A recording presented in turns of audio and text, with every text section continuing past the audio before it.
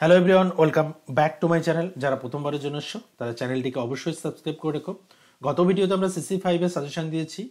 আজকে আমরা Calcutta university sociology honours যারা আছো তাদের CC-6 অর্থাৎ সোশিওলজি অফ রিলিজিয়ন পেপারের সাজেশন আলোচনা করব। দেখো, যারা নিয়মিত আমার চ্যানেলের ভিডিও দেখো তারা জানো যে আমরা প্রত্যেক বছরই প্রত্যেকটা সেমিস্টারে 1 থেকে 1.5 মাস আগে আমরা একটা সাজেশন দিই। সেই সাজেশনটা ফলো করে তোমরা গিয়ে উপকৃত হয়েছো তার প্রমাণ প্রিভিয়াস ভিডিওতে আমি পেয়েছি। অনেকেই কমেন্ট করে জানিয়েছো এবং যে তোমরা উপকৃত হয়েছো সেটা কমেন্ট করে জানিয়েছো। এটা দেখে আমার খুব ভালো লাগলো। আমি পরবর্তী ভিডিওর জন্য আরও অনেক উৎসাহ পেলাম যে আমার ভিডিও অন্তত তোমাদের কাজে আসছে।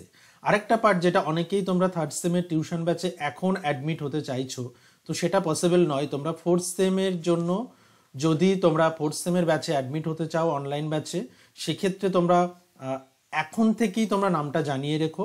ফোর্থ সেমের ব্যাচ শুরু হলেই, অর্থাৎ থার্ড সেমের এক্সামের পরেই ফোর্থ সেমের ব্যাচ শুরু হয়ে যাবে, তখন তোমাদেরকে হোয়াটসঅ্যাপে জানিয়ে দেওয়া হবে সমস্ত ডিটেলস। ওকে, তো এই মুহূর্তে কিন্তু নেওয়া সম্ভব নয়, কারণ আমাদের থার্ড সেমের ব্যাচ প্রায় শেষের মুখে। ওকে, চলো শুরু করছি আমাদের পরবর্তী স্টেপ। দেখো, প্রথমেই আমরা আলোচনা করে নিই যে 15 নম্বরের জন্য তোমরা কি দেখবে। সমাজতাত্ত্বিক দৃষ্টিকোণ থেকে ধর্মকে আলোচনা, অর্থাৎ রিলিজিয়নের সোশিওলজিক্যাল ব্যাখ্যা।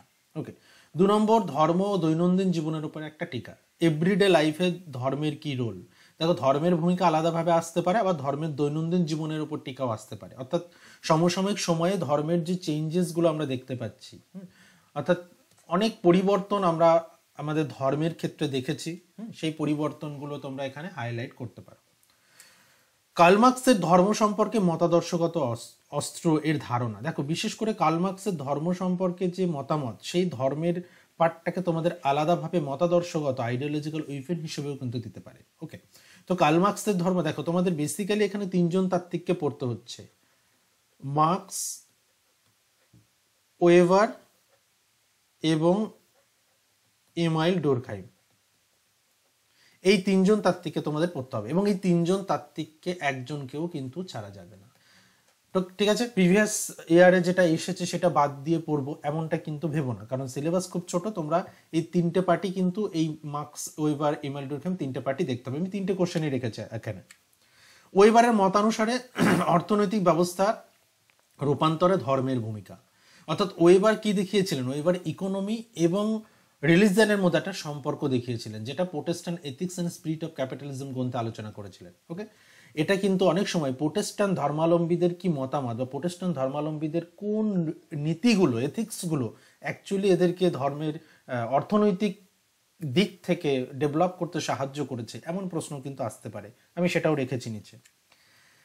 এছাড়াও ধর্মের নিরিখে শ্রেণী আর লিঙ্গ, ক্লাস অ্যান্ড জেন্ডার, এই দুটোর সম্পর্ক কি, এটা ভেরি ভেরি ইম্পর্টেন্ট। ইমাইল ডুরখাইমের ধর্মের সমাজতাত্ত্বিক তত্ত্ব, ইমাইল ডুরখাইমের ধর্মের সমাজতাত্ত্বিক তত্ত্ব বা ইমাইল ডুরখাইমের ধর্মের মতামত, এমনভাবেও কিন্তু ঘুরিয়ে দিতে পারে। তো এটাও কিন্তু দেখতে হবে। দেখো, আমি ওয়েবারের কথা বললাম, ইমাইল ডুরখাইমের কথা বললাম, কার্ল মার্কস, 3জন তাত্ত্বিক থেকেই 3টি প্রশ্ন আমি দিয়েছি, কিন্তু এটা কিন্তু ঘুরিয়েও অনেক সময় আসতে পারে। ইমাইল ডুরখাইম থেকে ছোট পার্সপেক্টিভে দিতে পারে, ওয়েবার থেকে ঘুরিয়ে দিতে পারে, কিন্তু ঘুরিয়ে বা একটু অন্যভাবে প্রশ্ন দিলেও তোমাদের আলটিমেটলি জিস্টটা তোমরা জেনে রাখলে এখান থেকে কিন্তু কোশ্চেন অ্যাটেন্ড করতে পারবে। কারণ অনার্সের এক্সাম কিন্তু একটু বুঝে পড়তে হবে, তাই তো? অনার্সের এক্সাম নোটস নিয়ে নিলাম, পড়ে নিলাম, মুখস্থ করে উগলে দিলাম, এইরকমভাবে পড়লে কিন্তু হবে না। আমি যে কারণে এই মুহূর্তে আমি চেষ্টা করছি যে থার্ড সেমে যারা নোট নেওয়ার কথা বলছো, আমি নোট দিচ্ছি না, কারণ আমি অনার্সদের এইভাবে নোট পড়ে আমি তোমাদেরকে কিছু শেখাতে পারবো না। তো সেই কারণে যারা ইন্টারেস্টেড, অনলাইন ক্লাসে আমি আসতে বলছি যে অনলাইন ক্লাসে আসো, আমি একটা ক্লাস করাবো, কিন্তু সেই একটা ক্লাসে তোমরা যা শিখবে সেটা ওই টপিকের ওপর যে কোনো প্রশ্ন আসলে তোমরা অ্যাটেন্ড করতে পারবে। আমি এমনভাবেই তোমাদেরকে সেটা বুঝিয়ে দেবো, কারণ নতুন সাবজেক্ট সোশিওলজি, আশা করি প্রত্যেকেই নতুন সাবজেক্ট একটা অনার্স নিয়ে পড়ছো, একটু অন্যভাবে ভাবতে শেখো। ওকে, একটু অন্যভাবে পড়াশোনাটা করো। ধর্ম নিরপেক্ষতার বিভিন্ন বৈশিষ্ট্য, ধর্ম নিরপেক্ষতার বৈশিষ্ট্য ইম্পর্টেন্ট। দেখো, এখানে তোমরা বিশেষ করে কমিউনালিজমের পার্টটাও কিন্তু এখানে দেখতে হবে, সাম্প্রদায়িকতার পার্টটা। ধর্মীয় মৌলবাদ ধারণাটির সমালোচনা করো। এই হচ্ছে মোটামুটি 15 নম্বরের এই কয়েকটা দেখলে তোমরা এর মধ্যে থেকেই পেয়ে যাবে। এই যে আমরা থিঙ্কারদের কথা বললাম, হ্যাঁ, ক্লাসিক্যাল থিঙ্কার এনারা, এই যে 3জন ক্লাসিক্যাল থিঙ্কারের কথা বললাম, এই ক্লাসিক্যাল থিঙ্কার থেকে একটা প্রশ্ন তোমরা পাবেই, কনফার্ম তোমরা পাবে। ওকে, চলো এরপর চলে আসছি আমরা ছোট প্রশ্নে, মাঝারি প্রশ্নে, যেটা হচ্ছে 5 নম্বরে ধর্মীয় বহুত্ববাদ, very very important. Religious pluralism, ধর্মের প্রেক্ষিতে লিঙ্গের, এটা লিঙ্গের হবে, হ্যাঁ, লিঙ্গের ভূমিকা আলোচনা করো। ধর্মের প্রেক্ষিতে লিঙ্গের ভূমিকা কি? ওকে। 3 নম্বর হচ্ছে সমাজতাত্ত্বিক ধারণা হিসেবে ধর্মের ওপর টিকা। ওই ধর্মের সমাজতাত্ত্বিক ব্যাখ্যা, ওটা ছোট প্রশ্ন হিসেবে আসতে পারে। হ্যাঁ, টিকা যদি দেয় তাহলে তোমরা ওই ধর্ম নিয়ে বিভিন্ন তাত্ত্বিকগণ কি বলেছে, এখানে সমাজতাত্ত্বিকদের ধারণা মানে এখানে ক্লাসিক্যাল থিঙ্কার যারা রয়েছে তাদের কিছু ধারণা তুমি দিয়ে দিলে, বা রিলিজিয়ান নিয়ে অন্যান্য তাত্ত্বিকদের যদি কিছু মতামত এখানে দিতে পারো তাহলে কিন্তু এটা অ্যাড করবে। ওকে, ধর্মকে সমাজতাত্ত্বিক দিক থেকে দেখছো মানে সমাজতাত্ত্বিকরা কিভাবে দেখেছেন, কিছু ক্লাসিক্যাল থিঙ্কারদের কোটও তোমরা এখানে কোটেশন করতে পারো। ওকে, ধর্মীয় বহুত্ববাদ ধারণাটি আলোচনা করো। অর্থাৎ একই বিষয়, আমি এটা রিপিট হলো কোশ্চেনটা, ধর্মীয় বহুত্ববাদ। টোটেমের উপর টিকা, টোটেমটা কার ধারণার মধ্যে পড়েছো তোমরা দেখবে ইমেল ডুরখাম পড়তে গিয়ে টোটেম পড়েছো। ওকে, সমসাময়িক সমাজে সাম্প্রদায়িকতার প্রভাব, কমিউনালিজম, অর্থাৎ যেটা বললাম যে কমিউনালিজমের পার্টটাও কিন্তু একই সঙ্গে তোমাদের ভীষণভাবে দেখতে হবে। ধর্মনিরপেক্ষতা, সেকুলারিজম এবং কমিউনালিজম, সেকুলারিজম কমিউনালিজমটা দেখতে হবে। ওকে, তারপর চলে আসো যে ধর্মীয় বহুত্ববাদ, যেটা বললাম রিলিজিয়াস প্লুরালিজম, টোটেমটা তো গুরুত্বপূর্ণ। তারপরে আসছি আমরা ধর্মনিরপেক্ষতা, একই সঙ্গে ধর্মনিরপেক্ষতা 5 নম্বরের জন্য দেখতে হবে। সেকুলারিজম 5 বা 15, আর এটা 5-5-এর জন্য দেখে রেখো। এরপর চলে আসছি আমরা ধর্মের কার্যাবলীর উপর একটা টিকা, ধর্মের কাজ, functions of religion, very very important. ধর্ম প্রাত্যহিক জীবনের উপর একটা টিকা, এটা আমরা অলরেডি দেখেছি। ক্যালভিন মতবাদের মূল বক্তব্যগুলি কি, যা ইউরোপের পুঁজিবাদকে উৎসাহিত করেছিল। এই যে আমরা যদি কিছু জিনিস একটু ডিপে না পড়ি তাহলে এই কোশ্চেনগুলো আমরা অ্যাটেন্ড করতে পারবো না। এটা ম্যাক্স ওয়েবার থেকে দিয়েছে। দেখো, ম্যাক্স ওয়েবারের যে বলছিলাম যে প্রোটেস্ট্যান্টদের যে এথিক্স, সেটাই তো ক্যালভিন। ওকে,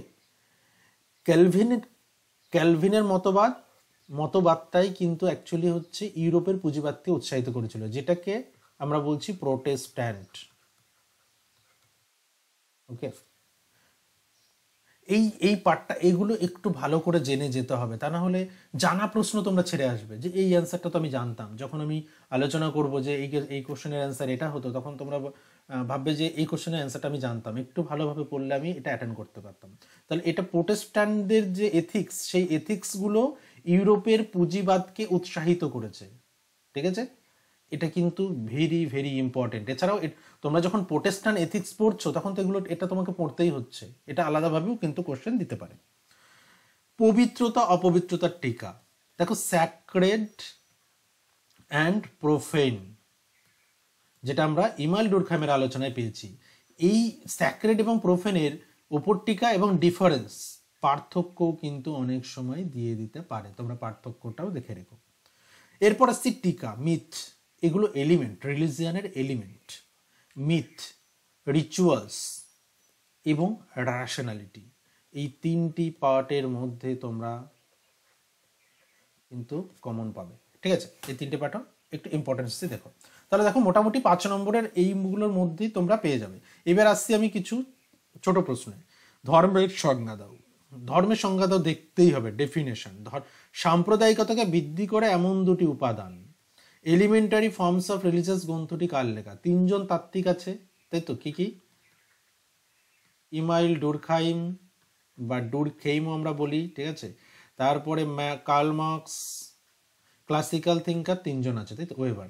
এই 3জনের গুরুত্বপূর্ণ বইগুলো দেখতে হবে, আমি অলরেডি এর উপর ভিডিও করেছি, তোমরা দেখে নিতে পারো। ধর্মীয় নীতিবোধ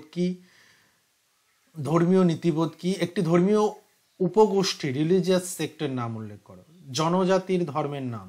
ধর্ম জনগণের আফিং, উক্তিটি কার? অপিয়াম অফ পিপল, খুব গুরুত্বপূর্ণ প্রশ্ন। ধর্ম কি করে যৌনতার সঙ্গে আদান প্রদান করে, তার একটা উদাহরণ। ধর্মের একটা কার্য, ধর্মান্ধতার একটা কারণ, ভারতে ধর্মের 2টি প্রকার, যৌক্তিকতার সংজ্ঞা, রেশনালিটি। ওকে, চল এরপর মিথ বা পুরা কথা, পবিত্রতার সংজ্ঞা স্যাক্রেড, অপবিত্রতার সংজ্ঞা প্রোফেন, ওকে, এটা স্যাক্রেড আর এটা হচ্ছে মিথ। আর Protestant ethics and spirit of capitalism, দেখো এটা রিপিট করেছে। ধর্মের দুটি উপাদান এখানেই রয়েছে, তোমরা মিথ দিতে পারো, তারপর রিচুয়ালস দিতে পারো। সাম্প্রদায়িকতার একটি কারণ আর ধর্মীয় অনুষ্ঠান বলতে কি বোঝো? এই যে আমি এই প্রশ্নগুলো বললাম, এগুলো তোমরা দেখে রেখো। এছাড়াও প্রত্যেকটা বিষয়ের একটা ওভারঅল কনসেপশন তৈরি করে রেখো, কারণ সংজ্ঞা থেকে কিন্তু প্রশ্ন আসতে পারে। ধর্ম কি, ধর্মের কার্যাবলী, তাদের ধর্মের দুটি উপাদান, সাম্প্রদায়িকতার দুটি কারণ, কমিউনালিজমের দুটি কারণ, কিভাবে সমাধান সম্ভব। ওকে, এই পার্টগুলো কিন্তু তোমরা দেখে রেখো। এবার আমরা চলে আসছি ফার্স্ট পার্টে। তাহলে এই হচ্ছে মোটামুটি 15, 5 এবং 2 নম্বরের কিছু কোশ্চেন বললাম। 2 নম্বরে যেগুলো দিয়েছি সেগুলো প্রত্যেকটা দেখে রেখো।